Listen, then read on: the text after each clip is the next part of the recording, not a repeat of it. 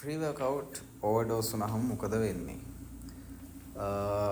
ප්‍රී-වර්කවුට් ඕවර්ඩෝස් වුණාම ඔයාගේ blood pressure එක බ්ලඩ් පම්පින් වේගය වැඩි වෙන්න පුළුවන් ඇඟේ. ඒ ස්පීඩ් එක වැඩි වෙනවත් එක්කම ඔයාලට heart diseases heart එකට එක හොඳ නැති වෙන්න පුළුවන්. ඉතින් එහෙම වෙලාවක කරන්න ඕනි දෙයක් තමයි mainly ඔයා පුළුවන් තරම් ප්‍රී-වර්කවුට් එක වේස්ට් වෙන්න දෙන්න. ඒ කියන්නේ මේක මම ප්‍රැක්ටිකලි අත්දැක බැලුවා. ඒ වෙලාවට අපිට ඇඟට අපහසුයක් තියෙනවා තමයි. හැබැයි අපි වර්කවුට් කරලා ඒක කාඩියෝ කරලා ස්මූත්ලි යන්න දෙන්න ඕනේ. එතකොට ප්‍රී වර්කවුට් එක ඇඟෙන් වේස්ට් වෙන්න වාට ඇඟ බෑක් ටු නෝමල් වෙනවා. ඒක එකක්. අනිත් එක තමයි හදිසියෙ හරි ඔයාට වොමිටිං ෆීලිං එකක් හරි ෆේන්ට් වෙන්න වගේ යනවනම් ඔයාට කරන්න තියෙන දේ තමයි වතුර ටිකක් වැඩිපුර බීලා හොඳ හොට් වෝටර් ෂවර් එකක්.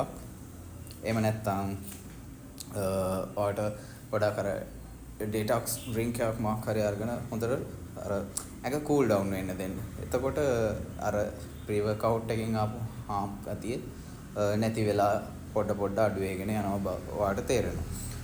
ඒක එකක්. හැබැයි මුලින්ම කියන්න ඕනේ මේ හැමදේම වෙනකන් ඉන්න එපා. ඒ කියන්නේ ඔයාලා ප්‍රී වර්කවුට් වැඩිපුර බීලා මම මේක කරලා බලන්න ඕනේ කියලා try කරන්න යන්න එපා. මොකද මේ හැමදේම ඇඟට දාගන්න දේවල් ඒ සප්ලිමන්ට්ස් එක්ක ඔයාලට ඉස්සරහට යනකොට අනිවාර්යෙන් සප්ලිමන්ට්ස් එක්ක සප්ලිමන්ට්ස් ගන්න වෙනවා. ඒ ගන්න වෙනකොට මේ දේවල් දැනගෙන ඉන්න එක හොඳ හින්දා තමයි මේ ෂෙයා කරන්නේ. right? එතකොට ඔයාගේ දවස පුරාවට මේ ගතිය තියෙන්න පුළුවන්.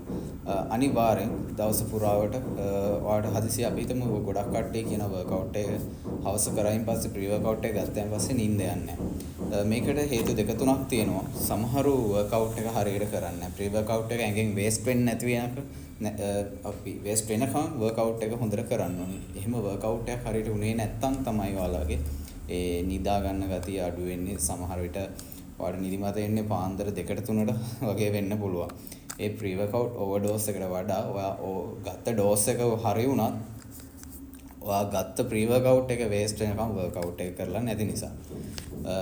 තව දෙයක් පුළුවන් තරම් දවස් 2-3ක් යනකම් වෝටර් ඉන්ටේක් එක හොඳට හයිඩ්‍රේෂන් තියාගන්න ඇඟේ. ඇත්තම කිව්වොත් මම දැන් ඊයේ තමයි කැෆේන් 500 try කරේ.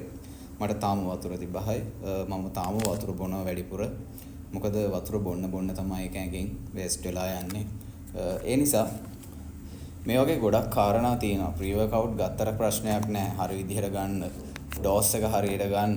හොඳට වර්කවුට් කරන්න. හොඳ වෝම් අප් එකකට යන්න. හොඳ ස්ට්‍රෙචින්ග්ස් කරන්න. මොකද ප්‍රී වර්කවුට් එක පවර්ෆුල් වෙන්න පුළුවන්.